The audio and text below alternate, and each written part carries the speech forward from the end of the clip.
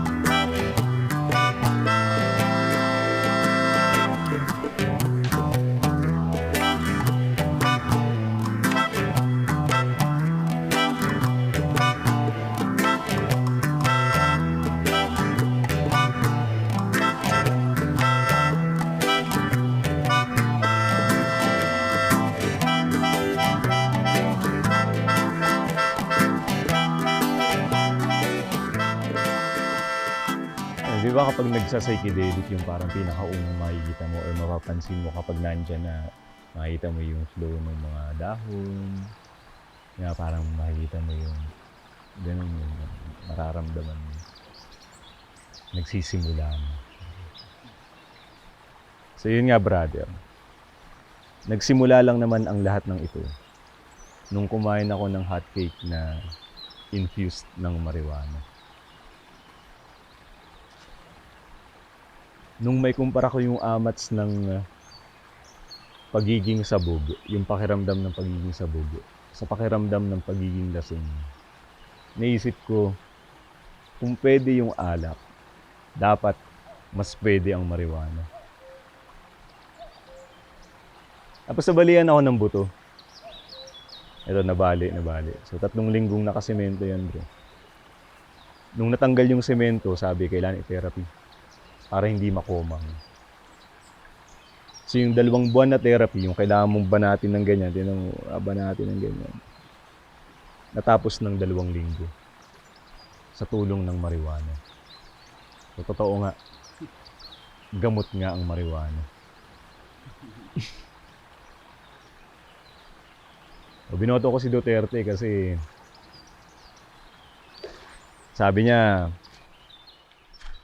I will not deprive the Filipinos of the benefits of medical marijuana.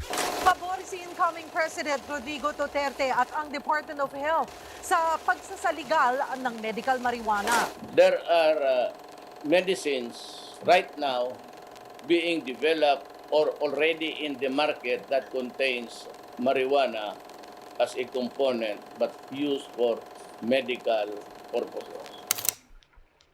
Pagkaupo niya, war on drugs. Kasama ang marijuana. Arestado ang isang lalaking patago umanong nagbibenta ng marijuana sa eskwelahan. Nakatakdang i-inquest ang aktor na si Mark Anthony Fernandez matapos mahulihan ng marijuana sa Pampanga.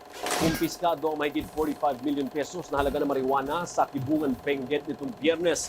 We will not stop until the last drug lord, the last financier, and the last pusher have surrendered or put behind bars or below the ground if they so wish. Ako hindi masyado. Kasi nagmamariwana ako para magising. You cannot deprive any person, not because he's the president, to crack jokes. As he said, he does it because Usually events are boring. So he gives some jokes to make us laugh. I am ignorant of that kind of research. I must admit, and I do not read it, and I do not intend to legalize it. So sabi ng aking guro, dapat lumalabas na tayo eh. So doon na rin tayo nagsimulang mga lampag sa kalsada. And the rest is history. Sabi nga nila.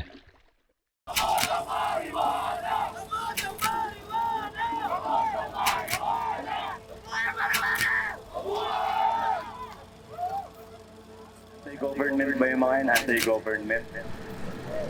Sabi, hindi po. Ang gusto na po natin, kapayapaan.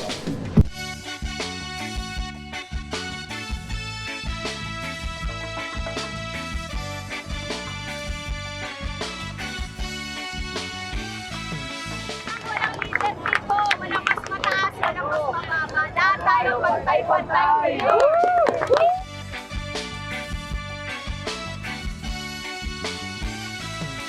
Naalala mo pa ba doon sa lumang tambayan? Doon tayo nagtatawanan. Kasama pa mga lumang kaibigan. Sama-samang nagkukulitan. Naalala mo pa ba si Aling Gabriela? So yung pinupunto lang naman po natin dito, malaman natin yung katotohanan. At magtanong, bakit sa ibang bansa ito legal? Dito, hindi. Sa ibang bansa, gamot. Dito, hindi. Sa ibang bansa, pwede. Dito, hindi. Huwag katakutan! Di ba na talaga ang panahon? Nagbabago talaga. Kalayaan, nasaan ka na? Mukhang hindi ka nakilala. Kalayaan. Ako naniniwala ako, talagang magkakaiba tayo ng appreciation sa marijuana. Merong gusto ay medicinal yung kanilang focus, merong yung iba naman ay spiritual, meron yung iba ay cultural, meron lang iba ay industrial, meron ang iba ay purely recreational. Ako love sa akin ang marijuana.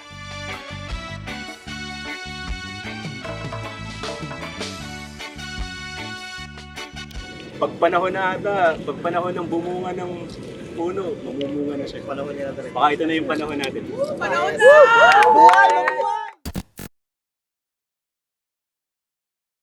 So nagsimula ang lahat out of curiosity back in my early 20s kasi I've never encountered a plant as controversial as marijuana. And then when I became a mom, naisip ko lang if there's anything moms related and marijuana related, and then I found this group called Moms for Marijuana International. Ito rin yung time na naglabas yung CNN ng documentary. Ito yung documentary na ginawa ni Dr. Sanjay Gupta. Nag-feature siya ng story ng isang bata. Ang pangalan niya ay si Charlotte Fiji. Meron siyang sakit na seizure disorder. Eventually, na-realize ng mga conservative niyang magulang na gamot pala yung marijuana through the form of oil. So, yung story niya, naging hope din ng mga magulang in the Philippines na makagamit din ng cannabis because of that condition. May anak pala ako, may epilepsy. Na nag-start as 3-month-old, tapos mga 1 year or 2 years before namin nalaman na epilepsy. Yun, doon ko nalaman na ang daming gamot. Karamihan na anti-epileptic drug niya is iba-iba yung nagiging side effect. Na-curious ako na siguro may iba pang mga gamot na pwedeng ipalit. Doon ako nag-research sa mga herbal. Binabasa ako na marijuana. Sabi ko, uy, dito mabilis lang tong tumubo. Sabi ko gano'n. So doon ako nag-research sa FB. Doon ko na-meet yung mga mother, mga parent na may same na pinagdadaanan ko. Nagpunta na kami ng DOH hanggang sa may nag-file na pala ng bill. Nakatongtong ako ng Congress. Pero ang nakaka-disappoint, yung batas na Ilang beses na kaming nagfo-file, nakikita niyo yung mga mukha namin, yung mga pasyente namin, nanghihingi kami ng tulong.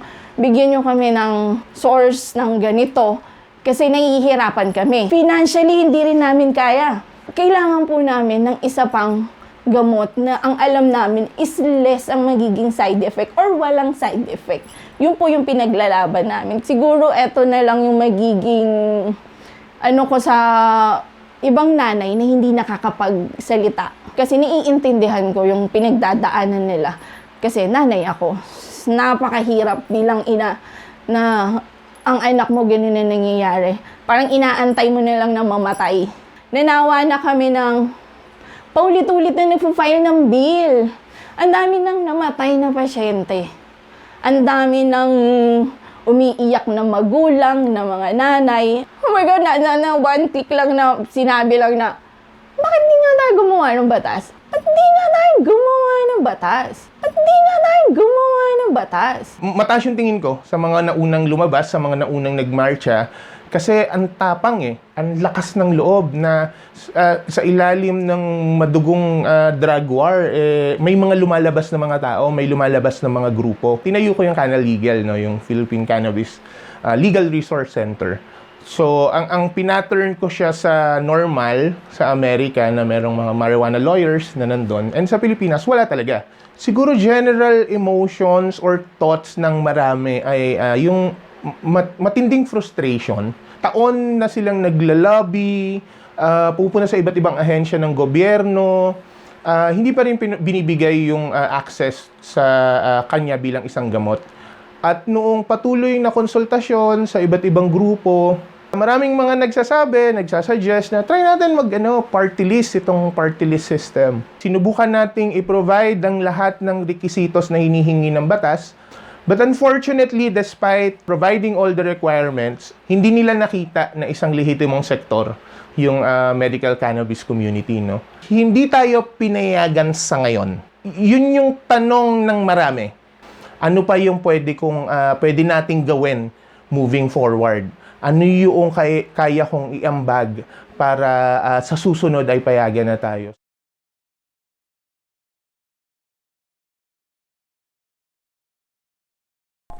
Kamusta mga brad? Ilang araw na lang at aanin na tayo. Kaya nag-field trip muna tayo dito sa Mendocino, California, sa farm ng ating idol na si Tony. Si Aming Chonky. Si Mami Chonky na. Si Mami Chonky na ngayon. Mami Chonky! Yes, sir. Ayan. Cannabis plant o ang marijuana ay isang halaman na napakaraming gamit. Pwede itong gamitin pang-komersyal na katulad ng papel, lubid at tela. Kapag kinain, maaari kang makaramdam ng kaginawahan. Mawawala yung pagkabalisa o anxiety at stress. At ikaw ay makakapag-relax. Ang marijuana ay tunay na maraming kagamitan at benepisyal sa ating lipunan. I had like weed in the house, but more natural. Yep, like I know a lot of people in the Philippines. Okay lang ba yun? Okay lang yun.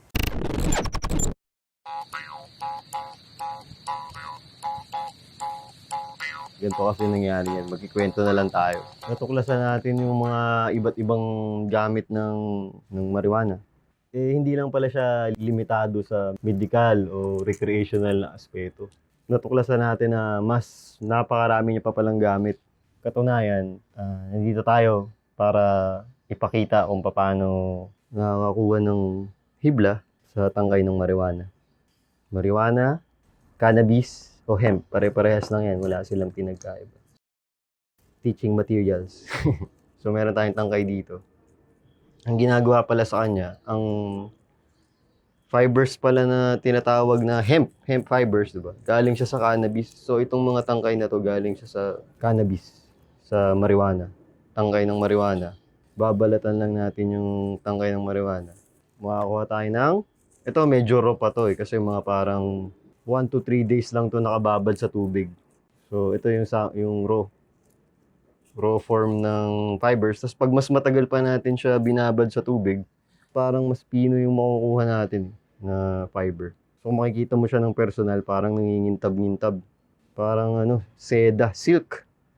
Golden silk. So, ito yung ginawa natin kanina, kalasin natin, makikita natin. So, fibers lang siya. Itong fibers na pinapakita natin sa inyo to ngayon, ito yan. Nakagawa tayong tali. So, pwede rin siya gawin sa mas marami pang bagay. Tulad nito, yung mga tela ng tela ng mga kung ano-anong kagamitan. Tela, papel.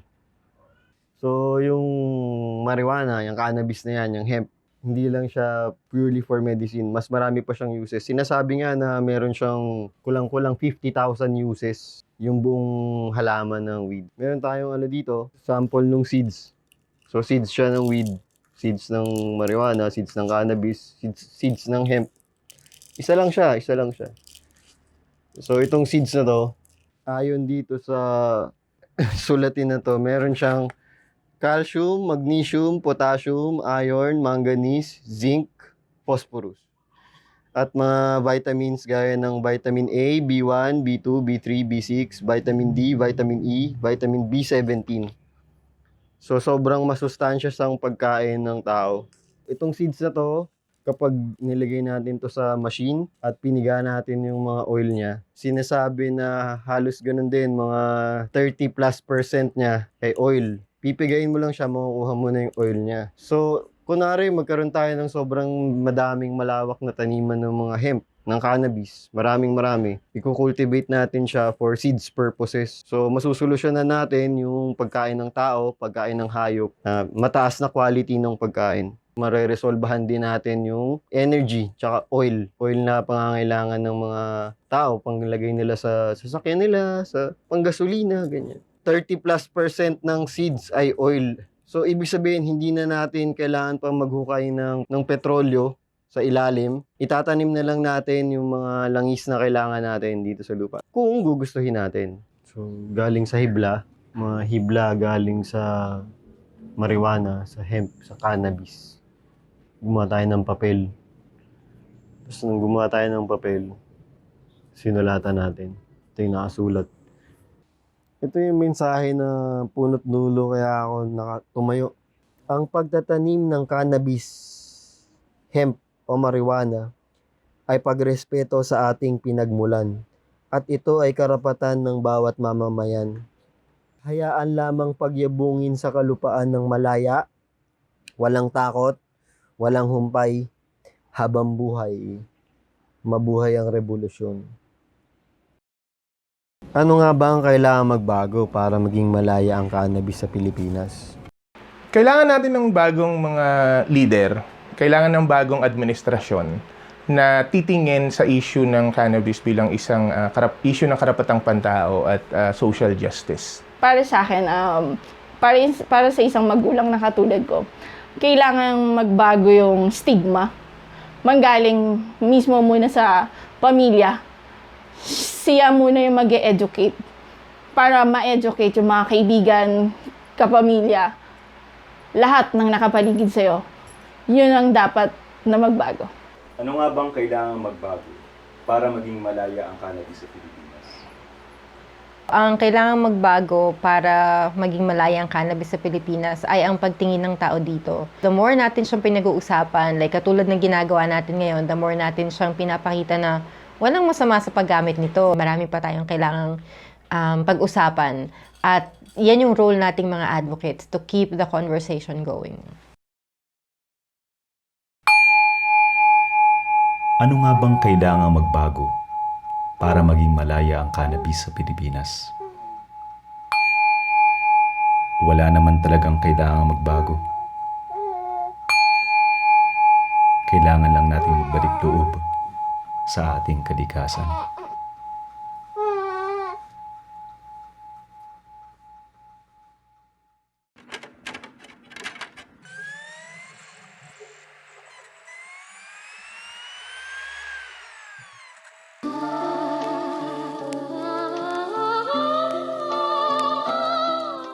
Kadalasan po kasi ang ginagawa natin, gusto nating magbago ang ibang tao.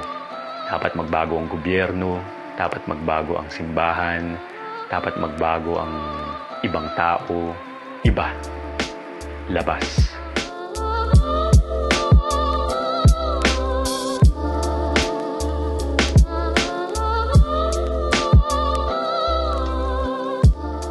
Pero kung nais talaga natin ang pagbabago, mahalagang mahalaga, bumalik tayo sa ating kalooban.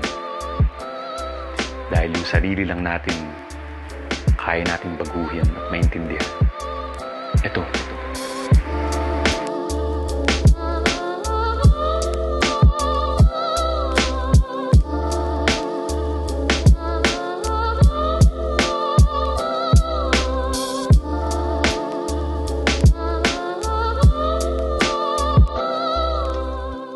Balik sa loob, balik sa puso, balik.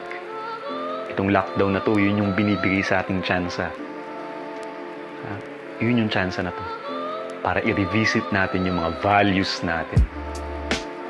Dahil hindi na po tayo babalik sa normal, mga kaibigan. Wala nang normal na babalikan.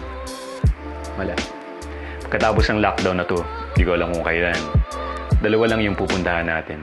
Lalo pa tayong dadawus-dus pupunta sa sobrang hikahos, sobrang hirap. O pagkatapos ng lockdown na to, sama-sama tayo, walang makakapigil. Malakas na puwersa na ang mensahe. Tara, magtulungan tayo. Magkaisa tayo.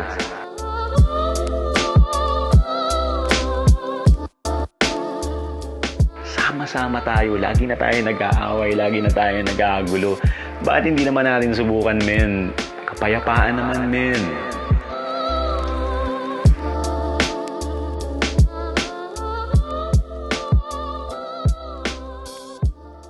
Maging magkaibigan. Kaibigan naman.